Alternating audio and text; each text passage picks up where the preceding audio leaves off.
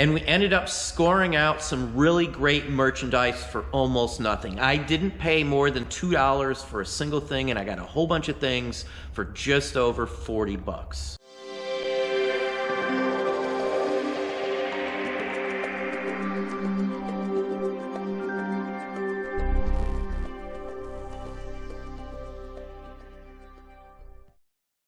Hey, it's Don. I was once again out looking for a kitchen table. I've spent a couple hours out. One of the places is a big antique mall. They do end up getting tables in there quite often. I was hoping to get lucky with the table, but instead I did find some really great items. I don't have much into them. I didn't spend more than $2 a piece. I've got $42 or 40 some odd dollars invested into it, and I have a bunch of items. So let's show you what I found for almost nothing. So let's show you the receipt here. Now I've got it folded because right below here is my reseller ID number. I don't want that out there, any personal addresses. The top is from the store, and there's some other personal information up at the top. So I'm not going to show you that, but you can obviously see this is a full-fledged receipt. It's going to match up with everything that I'm going to show you. $42.38 I paid for everything I'm going to show you in just a second here. Now some of the items were $1 to start with, and I didn't even know they had a sale going on, and I got the items for 93 cents because there was a 7% discount for whatever reason, I don't know. Nothing spectacular. Some postcards, some photos, 8x10s, which those are really good, some sheet music, a sheet music book, and then some wooden items here. These items came with it, and then so did all of this. So this is $42, and I think it was 38 cents total. Now, I love spoons. I'm constantly showing spoons in videos and talking about spoons. Now, this one here is from the Toddle House. It's like a breakfast restaurant style of thing. It dates to the 20s or 30s, I'm guessing, by, you know, construction, marking, and the whole works. This was the 70 or 93 cents right here. Now, that right there probably will get me 15 bucks, maybe more than that, depending on how well known or how famous the place is. But most spoons from restaurants always sell for us. I don't think I have any in-house of the restaurant advertising ones. And here's just another one, as you can see there. It says Cobb's, and I'll have to look that one up. I don't know. Ty Cobb had a restaurant. No idea if that's any relation, but I'm gonna look this up. No idea, again, if that's the case, but anything like this with some private name like that on it, for $1, I'll buy every single one of them. Even if I only get 10 bucks back, that's a pretty darn good profit margin for something you invested 93 cents into. So let's knock these out here real quick. Now, I looked these up and looked up where these were supposedly from. These are armrests from a high school auditorium from here in Ohio that was built in 1923. Now, the place was torn down, and these were in there. These were $1 a piece. Now, it may not seem like much. You may not think much of them, but the auditorium where this was marked as being from wasn't made in that date. The only one that matches the initials is from a Middletown, I think is what it is. It was the biggest and nicest auditorium in the state at the point. It's a massive auditorium for something like that. And I do believe that's where these are from because it's the only one that matches that. Again, I'm pretty darn sure this is what it is. I have a record of it being torn down. I have a record of you know, the whole information on this too. So I'm going to put 125, I think, on each one of these. Again, there are even different people who've, you know, engraved them. So they were probably giveaways to like school staff or something like that. You know, these may be, you know, a few of the only ones left out there. It's hard to say, but either way, I'm going to put like 75 to a 125 a piece on these and see what happens. I've sold stuff like this before. Floor pieces from when a basketball court or auditorium gets yanked down are very common. Sports cards with a little chip from, you know, the basketball court on a baseball card, you know, a basketball card are common as well too. So these sorts of things do sell. They do extremely well. So for $3, I have no issues with, you know, selling them around. I should get some real good money back out of them. Let's see what else we got here. A couple of postcards. This is an early one. I know the building. My father was born and raised in Saginaw. Their prices went up. So it used to be $1. Now they're $1.25. So that should be a $15 to $25 card. This one I've had before because it's local. I usually get about 15 to say 18 bucks for it. I had a couple of them. This one will need to be flattened out, which is no big deal. I've got a paper press. It's not used, another $1.25, so that one's a good one. Nice early Santa Claus with a pipe. The pipes usually go extremely well if he's smoking a pipe. He's got one of the little pinwheels there. Lots of nice little toys, toy building doll, everything else. Again, $1.25. This one should easily, again, get me 15 to 25 bucks. Now, this one I've had once before, too. That's Charles Dickens on there, and it's his, again, Christmas story here, Christmas Carol. This is an interesting one, and it's got a winch back. $1.25. That right there, the borderline up there is what all the winches I've ever seen had on the back of them. Everybody assumes these are winches. There's two variations, too, on winches. This one has a little zigzag to it, and then there's some that just go straight down, that little thing there. And sometimes you'll see the little leaf area will be different. So that's another thing that I tend to look for. Anyway, that one should easily get me in the $20 range. Now, this one, whether it's rounded or was supposed to be that, wasn't supposed to be like that, this one's a pretty nice card here. It's an advertisement for a movie theater. It has Mickey Mouse cartoon going up, and this is 1933, so this is very early. Little Orphan Annie is also advertised on here. Cary Grant, you know, I mean, you can't really go wrong. Sylvia Sidney. Joan Blondell, very, very well known. William Powell, very, very well known. So this should do extremely well just for the advertisement aspect on it. You can easily, I'm sure, track down Willoughby Theater and then go from there. You got the date, you got the time, it has a location. So Willoughby, Ohio, very easy to identify that one. 20 bucks, 25 bucks. The last one that I had didn't have as good, didn't have Mickey Mouse, didn't have Little Orphan Annie, and it went for some, I want to say 26, 27 bucks. So I'm anticipating at least this much for that one. So right off the bat, I already got some pretty good money return-wise on that. Now, I'm a big Space 1999 fan, and instantly recognized exactly what these were because I watched, was it Gary Anderson, I think, did all the special effects, it was one of his, if I'm not mistaken. Excellent show in my book for a kid. What was I, 7, 8, somewhere in that range. I had the Mattel 3-foot-long Eagle One spaceship. It's the coolest. I'll show you a picture of it in a second here. In fact, there's Eagle One sitting on the landing pad. There's another Eagle One. There's Eagle One leaving. It's probably leaving moon base. There's the moon base itself. Excellent images here. Now, I've seen these cut up and sold as cards, photo cards. It's a complete set. I don't have them all, unfortunately. I wished I did. And I've also seen them in strips that were made to be viewed on a opaque projector of some sort. So I'm not sure which ones I have, but I spent $5 for both of these, $2.50 a piece. It's a real photo paper. It's not like junk. This is easily a good item here. Again, I may cut them up and sell them cut up as cards, numbered photo cards. I don't know yet, but either way, I can't imagine getting less than about 30 bucks or so, 15 to 20 a piece on the cards would be my guess. I've had this sort of thing before. I've seen these before. I know that they do sell, and they do extremely well.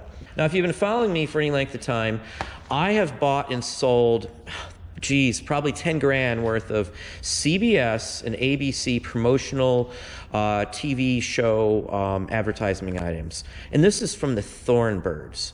There's even a back behind-the-scenes image here, which is probably one of the neatest ones. But these Thornbirds 8x10 stills from the show, on average, can sell for 30, 35 bucks each one. Now, it partially sells because Richard Chamberlain and Barbara Stanwyck are in the show. And they're highly collected actor and actresses, so they do extremely well, just to give you an idea here. Now, I've bought other movie-related items from the same person's booth, you know, maybe a year or two ago.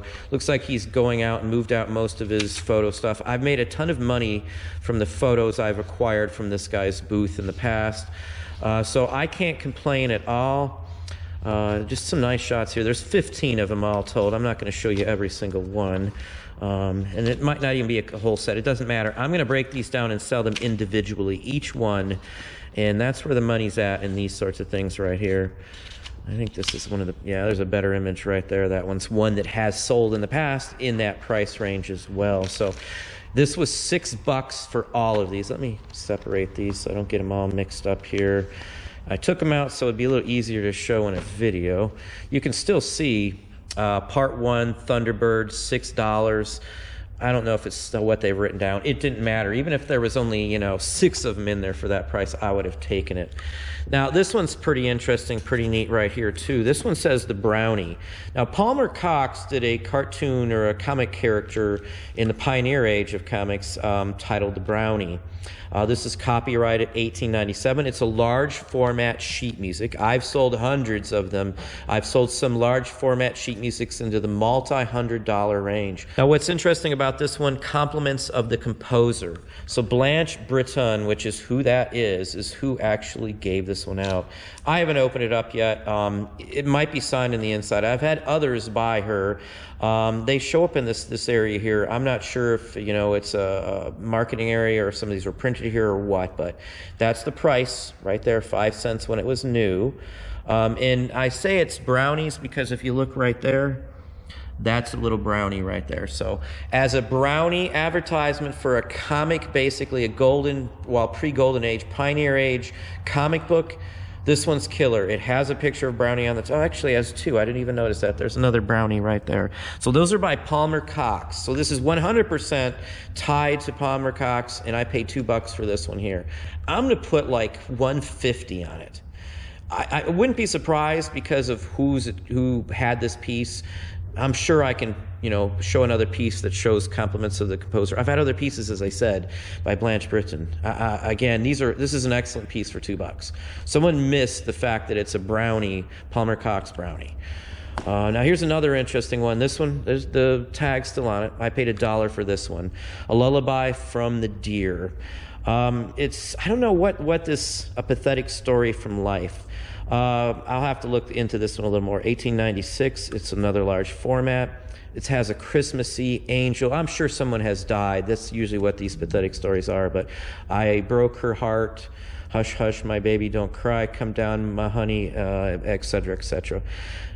Excellent artwork on the cover. Just the artwork alone is pretty interesting in my book. This one here should easily get me $15 or better, and maybe so just because of the artwork and stuff, but it's a nice early one.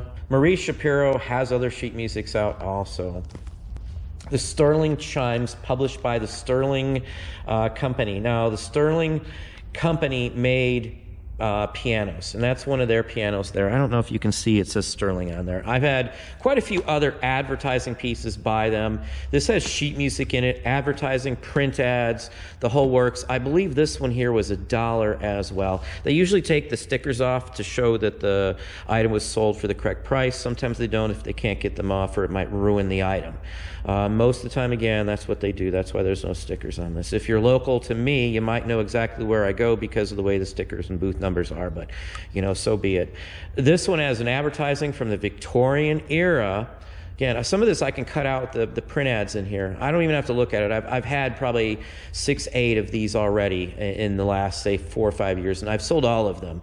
The ones that were in bad condition, I chopped up and sold the print ads inside of it for a decent amount, $14, $15 per print ad. There should be at least 6 good print ads in every one I've ever seen, so that's another good one here. Now this one is a cakewalk 2-step.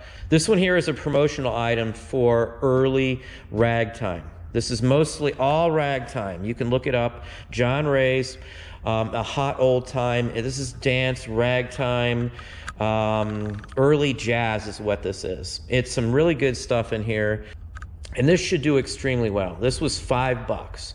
Thurland Cataway, I've recognized the name.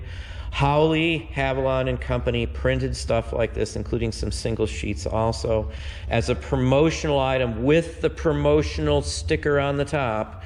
It should do extremely well. Probably never sent out, never issued. This is complete as it was issued, just like this. So this one is probably in the $50 to $75 range, I would say, as a cakewalk early ragtime piece. I love ragtime. Ragtime always sells for some monstrous money for us. This could even be worth more than that. I have not looked this specific piece up. I've had other pieces just like this, and they have sold for some really good money. Now here's another interesting one now. I don't buy a ton of these. Some of them are worth some good money, and what this is a music supplement of the Chicago Sunday America, which was a newspaper. This is on newspaper print from 1904. They had some other ones. They were $1 a piece too. There was a chance I could have made some money. But this one here was interesting. It has, you know, some famous folks on here. Frank Daniels was known at the time, stage actors and the whole works, and has a photo from the stage itself. Some of these earlier things like this went on to be like teleplays and early silent films. So I grabbed stuff that's early like this, that's related to a play or a stage show, especially if it says like Victoria Theater, New York, because some of the earliest theater show actors that transferred over were from the bigger cities like New York. So, and this is from Chicago, so it's a double tie in there. The last one I sold of this was a Little Orphan Annie, and it was from a newspaper, and it went for, I think, $42. This one's not Orphan Annie, but it's, geez, almost 30 years earlier, and it's from a tied-in actor stage play, so this one should do extremely well, 20 bucks or so, 25 or 30 even possibly. Now, this is the last item I got here, and let's see, is the sticker still on the bag or not? No, it's not. This one here, and let me pull out the slip just so you can see. This one is a lot of old sheet music. This is honestly the first thing I pulled out was this packet here. This is all from inside here. Now let's just get rid of the junk. These are all either junk or they're missing a couple of pages. And I don't sell, you know, partial pieces or anything else like that. There was a couple that would have been worth good money if they were complete, but they're not. Now, I looked through this right off the bat. As soon as I walked in the store, first thing I saw, because it was only 10 bucks and it had some nice early sheet music, large format, and what looked to be ragtime, which some of this is ragtime. Everyone I'm showing you here is going to get listed individually. This is an early raggish jazz. Where did you get that girl? And I have to look up on some of these too, because it's very possible that some of these are autographed. I've run into ones before like this. In the Valley of the Moon, Hesitation Waltz. The artwork on this, Art Nouveau, excellent. I've had the same piece before, not this same looking sheet music. Again, most all of these will be listed for $34 to $57.50 each. That's what I do with these. Now, Harry Von Tilzer, jazz, right off the bat. He's a band leader, very, very well known. He did a lot of good music. Like on this one here, Arthur Lang, that's one of the names you want to look out for. So I don't just look at titles. I'm looking at authors. I'm looking at, you know, the music writer and the word writer as well too, because most of these would have words to it. Now, one thing most people do get confused on sheet music is not knowing how to tell how many pages a sheet should have. It always tells you. If it doesn't tell you, that means that there's only the pages you see, a front and a back. It's only a front and back folding. Now, this one says 4 right there. So this is page 1. This is page 2, so 4-2, 4-3, 4 is the last one here. So don't look at these numbers here when you're counting to make sure that the pages are all there, because they actually count the front cover. This is number 1. This is 2. It doesn't matter how many pages are there. I've sold sheet music's missing the back cover. It wasn't missing the music. It wasn't missing any of the notes, but it was missing the back cover. As long as the sheets are all there to play the song, I'm fine. So again, 4. Now, sometimes they don't do 4-. It'll do 1-4, 2-4, 3-4, or sometimes there'll just be a note here that'll say 4P or 4-4, and then they'll just be numbered, you know, you'll have to count 1, 2, 3, 4. So this is all here. Another question I get on sheet music, so while it's split, it has damage, it has rips. Every one I'm showing you has an issue with it. Every one. Most of them are split. I don't care. As long as they're complete, they still do sell. This is the only way to get some of these songs. So the people don't care, the collectors of these don't care. I don't know if you saw, but Cupid's right in the middle in there. Here's another one. Midnight in Dreamy Spain. Vaughan and Schenk. Very well known, those two. Very, very, very well known. Two names that I would look for in Miss 1917 at the Century Theater at Coconut Grove. You can look all this up. This is a historical piece. This will be considered jazz. It is all here. Again, I counted them all. You see there's some rips and things in there. I'll iron it out if need be. I'll unfold any folds or creases. Now, on the Old Dominion line. Now, why would I want to mess with this one here? This one is from a steamship railroad company. Old Dominion had railroad lines that took you to the steamships, and then they had steamship lines as well. So this is a transportation related piece without a doubt, and it's a nice one too. It's a I would call it early jazz-ish, dance, hot. That would be in the title. Where the poplars and the oaks salute the pines. So that means the pines are really tall. Harry Lombard is well known. Well, I shouldn't say well known. I know who he is, but again, large format, all complete. Again, each one of these, I'm going to at least put $34.50 to $57.50 a piece, no matter what. I always do that. I usually get some good hits. I don't care if they're long tail. I've got nothing into it. There's probably close to 24, I think I counted, that I'm keeping. So at $10 for 24 of these, it's like 40 some odd cents a piece. I can't go wrong. Back to Alabama in the spring. This one's got some names on it, so I'll have to look into that a little closer. This one's a jazzish. Again, they're all here. I think this one would be a good example to show you. Now this one, yeah, same basic principle on the numbers. So you'll see that's page 2, page 3. This is page 4 over there. Not that that matters, but it says 2-2. So you got 1, 2. So always pay attention to those numbers. Always pay attention. Again, I told you the price. You can, surmise from there. So here, this one says 4. That's all it says is 4. So 206 means nothing. There says 4 pages. So we're going to count this one here too and show you. So that's 1 page, 2 pages, 3 pages, and 4 pages. Don't pay attention to those numbers. Those numbers are page numbers, not music count numbers. So anyway, that's how you do that. Queen of Beauty, Hesitation Waltz. Those do extremely well. Lem Trombley. That one's complete. She is in the Sunshine of Virginia. That's another neat one there. Trail of the Lonesome Pine, etc. Very well-known author. Harry Carroll. It's All a Dream. Now this one's a pretty good one here too. Shank and Van right there. Same too. You'll see quite a few by them. They've got some ones that sell for some decent money. Again, it has damage. I don't care. Will still sell. My Sweetheart. Excellent one right here too. Love Story basically is what that one is. Franklin Batty. Batty, again, the name reminds me of a comic book character, but this one's really nice. It has cotton growing. My Old Log Cabin Home, Van and Scheck. So this is the third one just in this lot. This is, again, would be considered jazz, pre-war, excellent piece. I'm on my way to Mandalay, very well known. By the writers of Pego My Heart, which is extremely well known. The Harmonicats made that one famous, if you know who the Harmonicats are. Now this is an earlier one. It's a smaller format though. Eugene Colombo. Now this is a private one published by him locally, Detroit. He played at the Palace Theater. This is their address. So this is like a exclusive jazz by him. This one I'm going to shoot for the moon at 125 on that one. I've not seen that one before. I know the published ones that are private do very well. I've seen ones and had ones by him before too. Lake of the Woods. Now, waltz aren't as good, but this one's a pretty decent one. I think that one should still do fairly well. This one I'll be pushing the actress on the face. That one's a decent one. I'm going to bypass one over there. That Old Family Album at Home. This one's an interesting one. Frank Davis wrote this one. Mac Fieldman is the musical writer here. The artist, if I'm not mistaken, on this one here did something else. I'm going to have to look into that one here too. There is some signatures on it also. So anyway, that's borderline jazz. In 1960, you'll find Dixie looking just the same. This is an interesting one as well.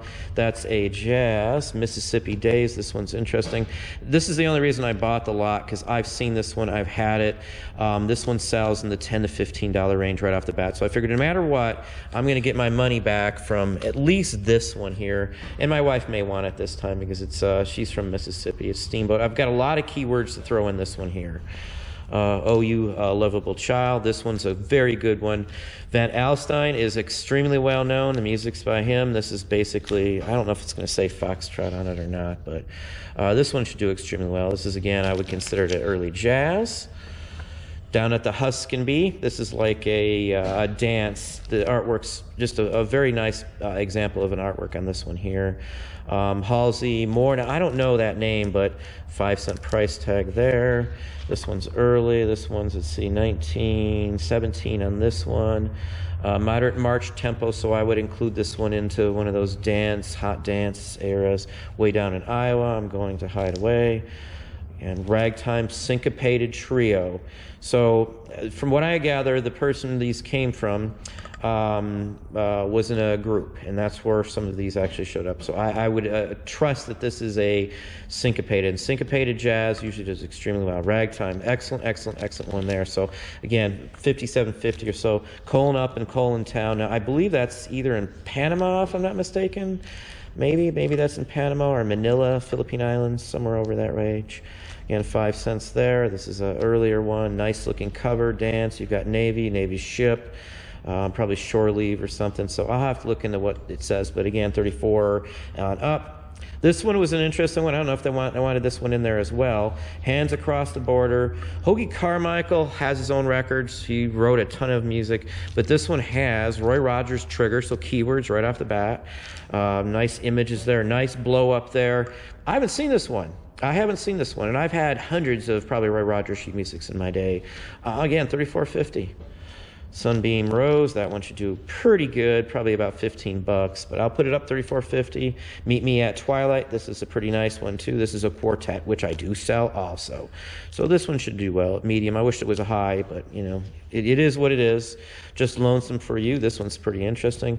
Now Walter Scanlon has a lot of good expensive music. Well, I shouldn't say super expensive, but they do sell reasonably well. A Tear, A Kiss, A Smile. This one's pretty interesting. I thought this was neat. This looks like to be a private pressed one as well. There's no artwork, no nothing really spectacular on it, but I think this one should still sell very, very well also. Walter Hirsch, Valse Moderato. I'm not up on all the musical terms, but I know enough to say that one should do pretty well. Used to sing, I don't remember that, apparently something his sister sung. Walter Hirsch, You Can't Bring Back Yesterday. So this is another nice one there. Again, these are all complete. I think this was another Just One Day, again, Arthur Lang. We already saw that. Bob Hall is the singer on this one. That's a picture of him. There's records out, 78s with Bob Hall on it. So all in all, that's a really good haul for us. It's a large dollar amount of list price. I only have to sell 1 or 2 items for even a reasonable amount to get all of my money back. I didn't pay tax on it when I bought it.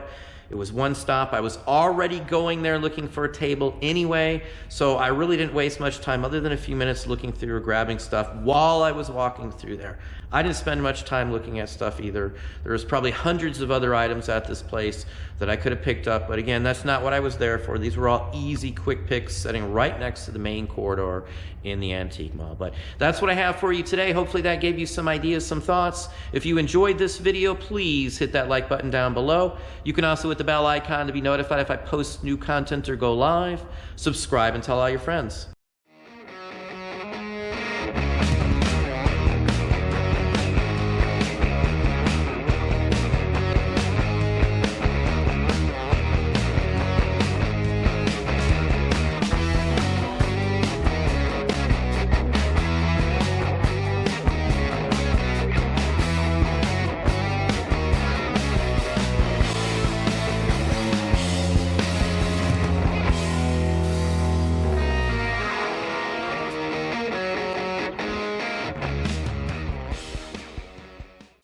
Proceed with the testimony. Mr. Howard, kindly tell the court what you know about the murder of Kirk Robin. Well, it was like this, Mr. Court. Address the judge as Your Honor. Well, it was like this, my honor. Your Honor, not my honor. Why? Don't you like him? Allow the witness to proceed. The court understands him. Thanks, Cordy. You're a pal.